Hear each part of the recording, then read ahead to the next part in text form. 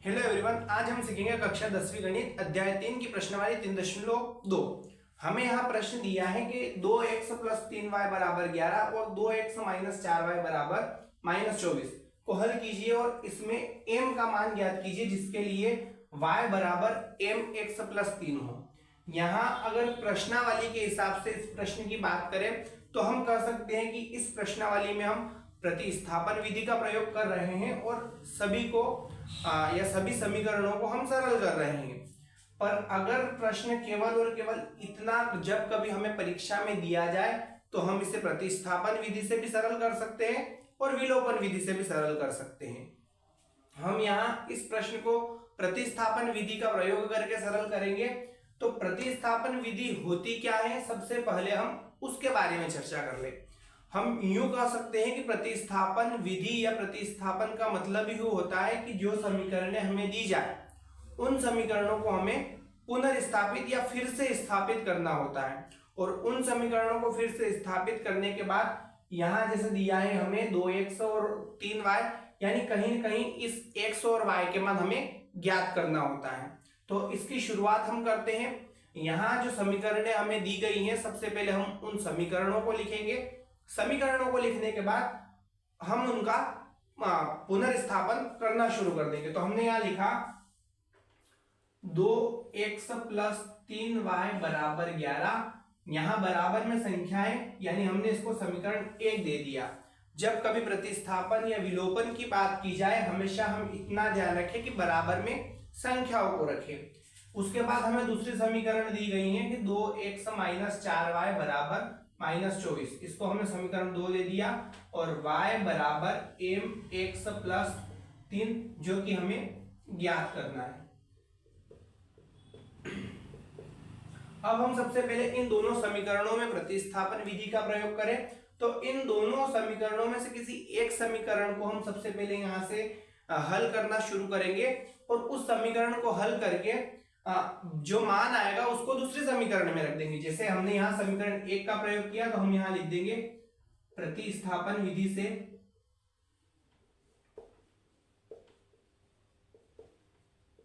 और यहां हम समीकरण 1 का प्रयोग कर रहे हैं तो हमने यहां लिख दिया समीकरण 1 से। समीकरण 1 जो हमें दी गई है हम सबसे पहले उसको लिख लेते हैं। तो यहां दिया हुआ है 2x प्लस 3y बराबर 11, ऐसा हमें दिया गया है। 2x प्लस 3y बराबर 11। यहां से या तो हम x का मान ज्ञात कर ले या y का मान ज्ञात कर ले। तो हम यहां से x का मान ज्ञात करेंगे तो हो जाएगा 2x बराबर 11 माइनस 3y और x को अगर हम ज्ञात करें तो ये हो जाएगा 11 माइनस 3y बटे 2। ऐसा हमने यूं किया क्योंकि प्लस का 3y बराबर से इधर लेके आए तो माइनस का हो गया और x के साथ जो 2 गुणे में था हम बराबर से इधर लेके आए बटे में चला गया। यहाँ x की वैल्यू हमारे पास निकल कर आई है 11 माइनस 3y बराबर 2। अब इसे भी हम यूं नहीं कर सकते कि ये x का मान ज्ञात हो गया क्योंकि कहीं ना कहीं इसके साथ एक अल्फाबेट रह गया है। तो ये समीकरण हमने 3 दे दी। हमने समीकरण 1 को पुनर्स्थापित कर लिया है, हम समीकरण 2 को पुनर्स्थापित करते हैं।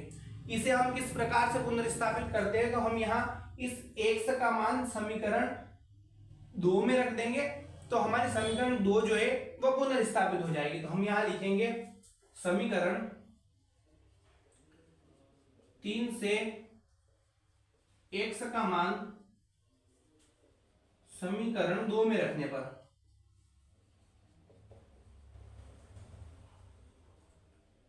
अब समीकरण 2 जो हमें दी गई है हम सबसे पहले उसको लिख लेते हैं। हमें समीकरण 2 दी गई है 2x माइनस 4y बराबर माइनस 24।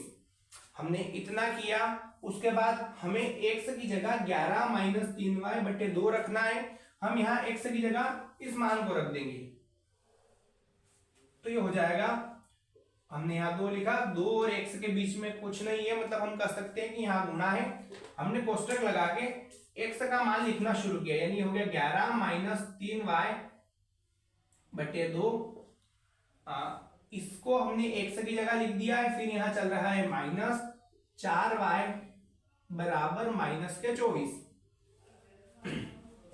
इस 2 से हमने इस 2 को काट दिया क्योंकि ये गुणे में था और ये संख्या इसके बटे में थी। हम इसको सरल कर लेंगे तो ये एक बार में कटा, एक का गुणा इस कोष्टक के अंदर करेंगे, कोई चेंज नहीं होगा, यानी ये हो जाएगा 11 माइनस 3y माइनस 4y बराबर माइनस 24।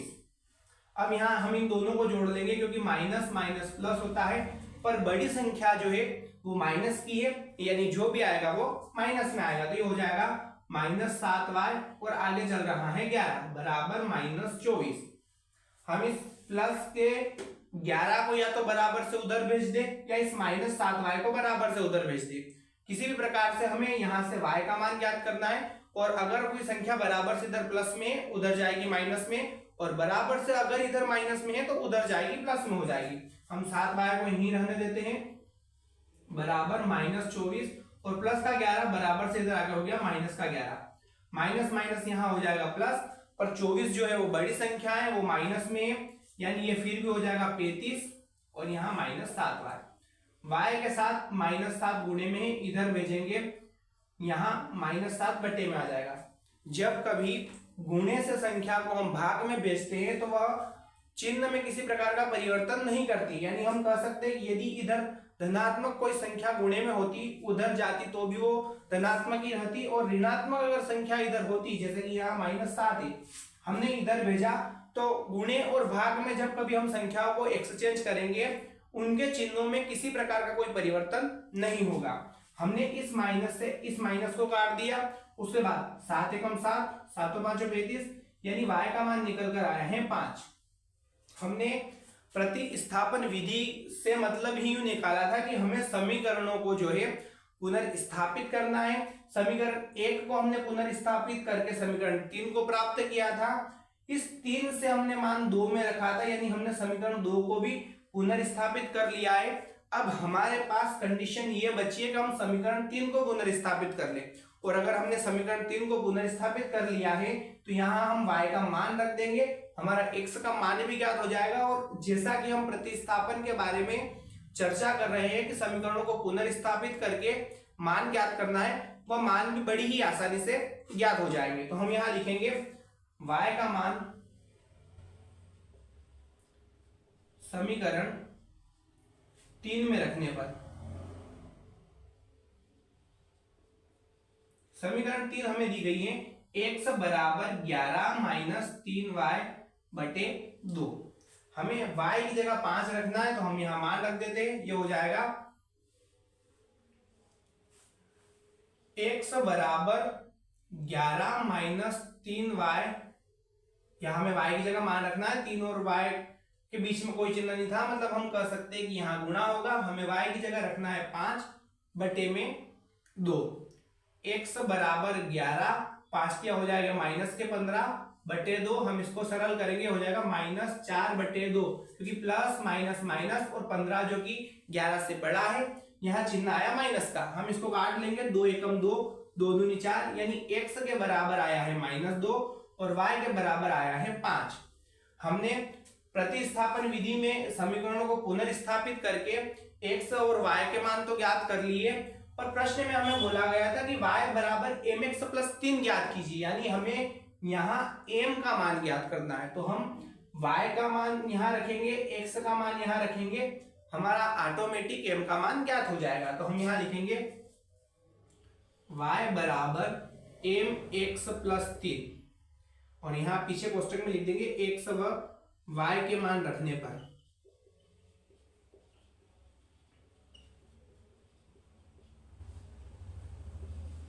अब यहां होगा क्या, y की जगह हमें दे रखा है 5 बराबर m की जगह कुछ नहीं है, और m और x के बीच में कोई चिन्ह नहीं, मतलब गुणा, और x की जगह माइनस 2 है प्लस 3, प्लस का 3 हम बराबर से उधर भेज देते हैं, यानी हो जाएगा 5 माइनस 3 बराबर m गुणित माइनस 2 प्लस का 3 बराबर से उधर जाके हो गया माइनस का 3, 5 में से हम 3 घटाएंगे 2 बचेंगे बराबर m गुणित माइनस 2।